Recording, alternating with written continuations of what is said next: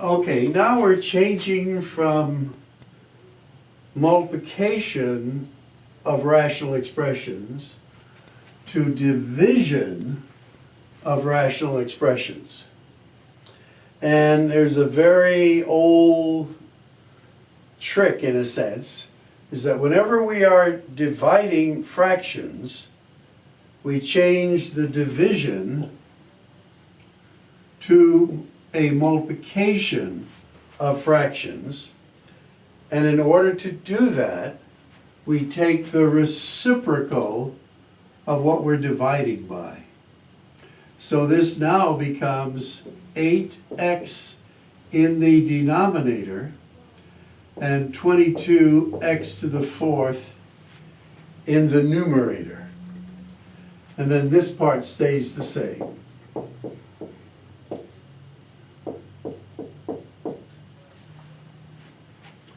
So now we can cross multiply and don't have to worry about it being division anymore. So, what do we have here? Well, the 11 will go into there once. 11 will go into 22 twice. 4 goes into 8 twice. 4 goes into 12 3 times. And then we have x to the 6th and x to the 4th, which is x to the 10th. And we have x to the 3rd on the bottom. So this is going to end up as x to the 7th on top. And we have a 2 over here, by the way, I could cancel out still. And I guess we have nothing left on the bottom, so this is just going to be 3x to the 7th. Checking our work, which is always a good thing. The 11 goes into there twice. 4 goes into there twice, into there 3 times. Then the 2 goes into there once. So we're left with the 3. And then this is x to the 7th. This is x to the 10th. So we're going to subtract 3 from 10, and we get the 7. Now, to save writing, this original example in that booklet, number 12, had this flipped, and it was division. Division of this flipped. So what I did to save room is I already flipped it, changed my sign to multiplication, so I wouldn't have to write it twice. But you can do whatever technique you do. This is how I do it. Now, this is already factored, so I just need to factor this. Again, saving room. I'm going to take out a 2, and I get x minus 9. So once again, this originally was in a division form with this flipped. I changed it to multiplication, took the reciprocal, then I factored this, and then I'm ready to start canceling out. So this goes with this, and let's see what else we have here. We have a 3 goes into there 3 times. This x will cancel out and leave me with just a single x there. And I believe that's it. So this is going to be 3x times x plus 12. This is our 3x, x plus 12 over, the only thing left in the bottom is 2. And again, you can't cancel that 2 there. Only common factors.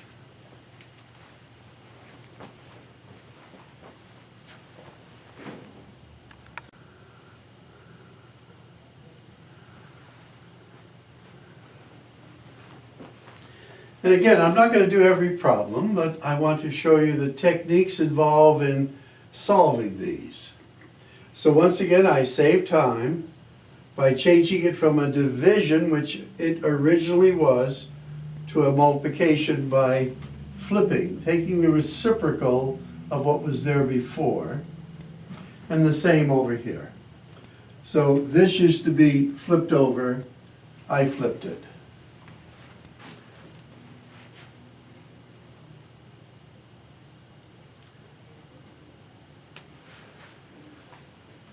Okay, so we'll get rid of this here so it doesn't confuse us here.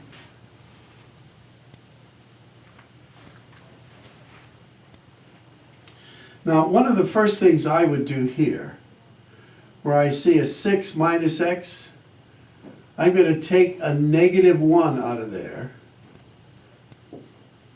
and change that around, as we mentioned in an earlier video, and that's going to become x minus 6. But keep in mind that there's a negative there. And then now we'll go on. So, this is going to be a negative out there. X plus 2. And this will be an x minus 6. And you can have these in parentheses if you like or not. And these we're going to factor. And usually they're easy to factor.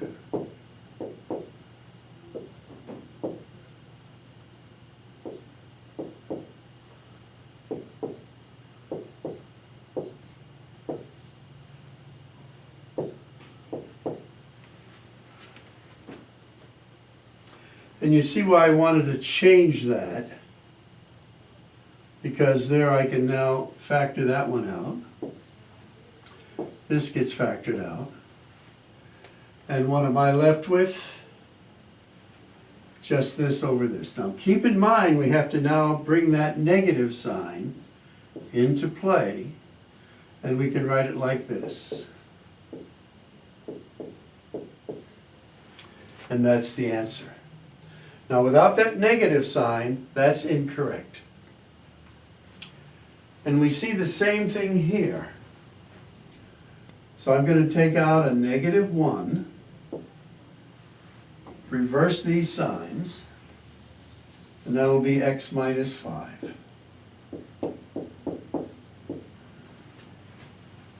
So now as we factor this one,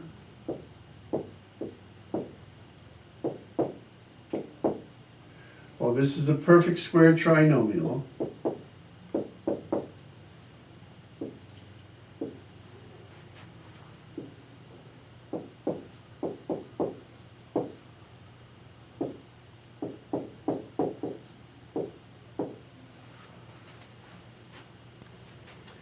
Now, a smart idea would be to put this negative in your final answer. There's that negative goes there.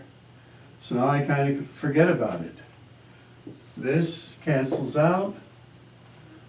8 will go into there, 4 will go into there twice, 3 times. The y cancels out. So on top, I'm going to have a 3x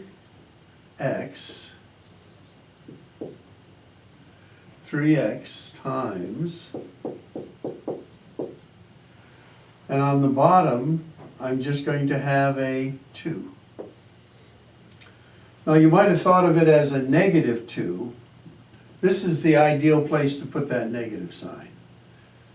And that'll wrap this up. Again, remember, if you have any questions on these things, when you come into Math Zone, ask a tutor, and I'm sure they'll be happy to go over this in more detail with you.